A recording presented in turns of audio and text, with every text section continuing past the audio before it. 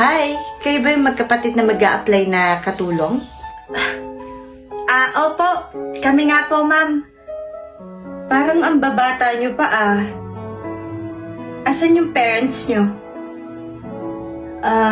Kasi po, wala na po kasi kaming magulang, ma'am. Bali, kami na lang po dalawa ng kapatid ko. Sorry for asking, ha?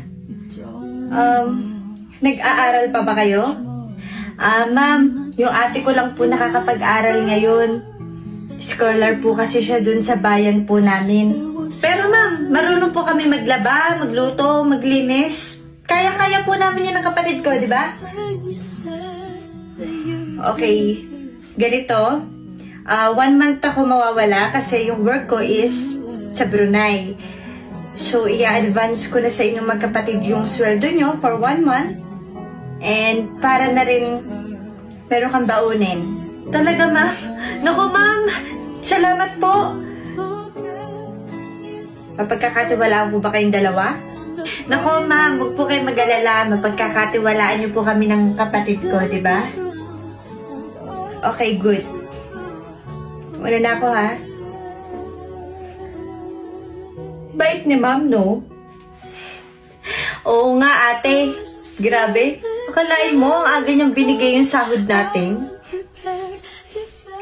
Ay, salamat. Mapapapunta ko na rin yung mga kaibigan ko bukas. Teka. Ha? Ate, di ba, bilin ni ma'am na hindi tayo pwede magpapasok ng kahit sino dito sa bahay niya. Kalimutan mo na ba yun? O bakit? Di naman natin sasabihin, Ate, kahit na. Para naman hindi masira yung tiwala sa atin ni ma'am. Okay, fine. Sige na.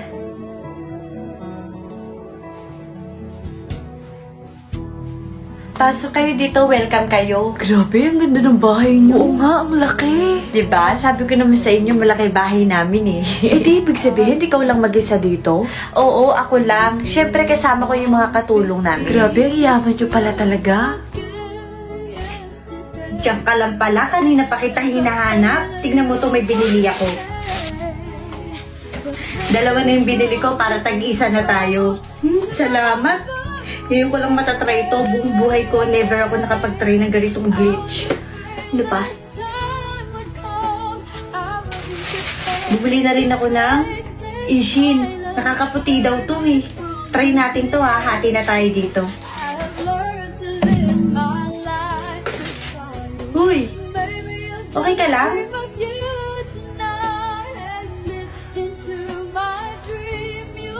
Huy!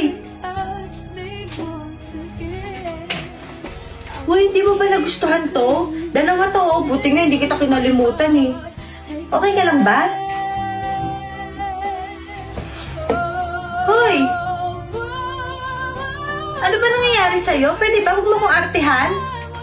Ate, bakit po ginawa yun? Ang alin?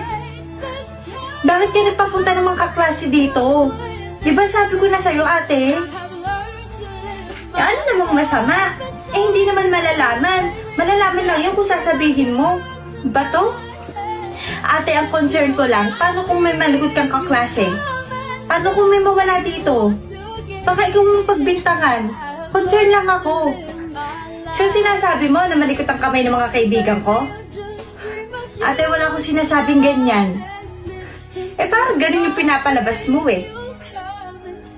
Ate, intindihin mo naman yung sinasabi ko. Ayoko lang naman na masira yung tiwala sa atin ni ma'am. Pwede ba? Huwag mo akong pakialaman, alam ko, ginagawa ko.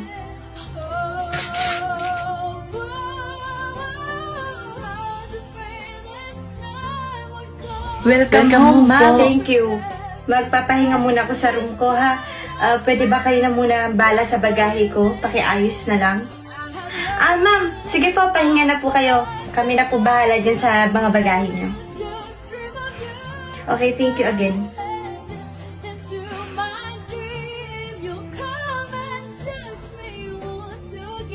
Hindi ba't bago ko umalis, ang sabi ko, hindi pwede magpapunta dito? Ma'am, pasensya na talaga, hindi na humuulit. No, umalis na kayo. Ma'am? Ate? Anong nangyayari? Andiyan ka na pala. Pwede na kayo umalis ng ate mo. Ma'am, baka naman po pwede nyo kami bigyan ng pangalawang pagkakataon. No. Hindi ako nagbibigay ng second chance. Malis na kayo bago ko pa kayo makalatkat.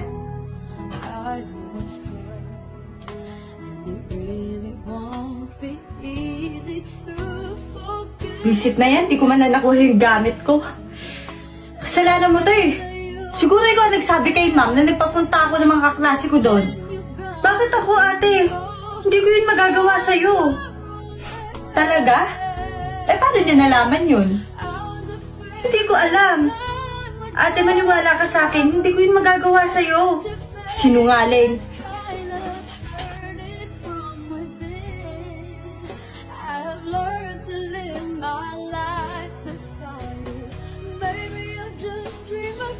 Sandali lang. Iniimbitahan namin ikaw sa presinto sa salang pagkuha ng hindi sa inyo. Teka, hindi ko yun magagawa. Kayo po ay may karapatang Teka lang malahimik. po. Sa presinto Sir, na ho hindi kayo ko po yun magpaliwanag. magagawa. Sige na, dalhin nyo na yan. Sir, ano ba? Sandali lang naman. Ano ba? Teka, saan niyo po dadalhin yung ate ko? Ma'am, huwag na kayong makulit. Sumama na ho kayo. Sige na, dalhin nyo na yan doon. Totoo ho, hindi ho yung magagawa ng ate ko. Sandali Huwag lang na ho po. magpaliwanag. Sige na, isakay nyo na yan doon. Sabi po ako na totoo, hindi ko yun magagawa. Ate.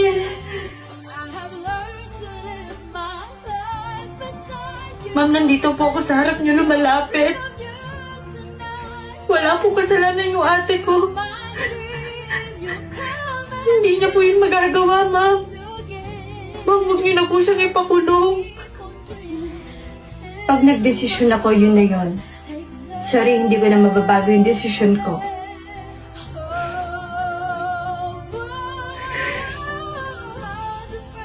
Ma'am, wala na ho kami mong magulang. Kapag po pinakulong niyo po yung ate ko, paano na po ako?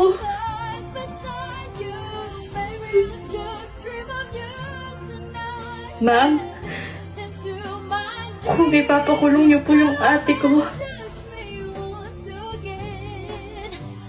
isama niyo na po ako.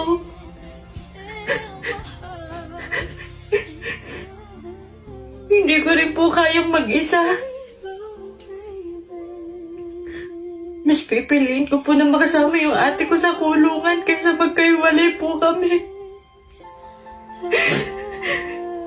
Kulungin na rin po ako.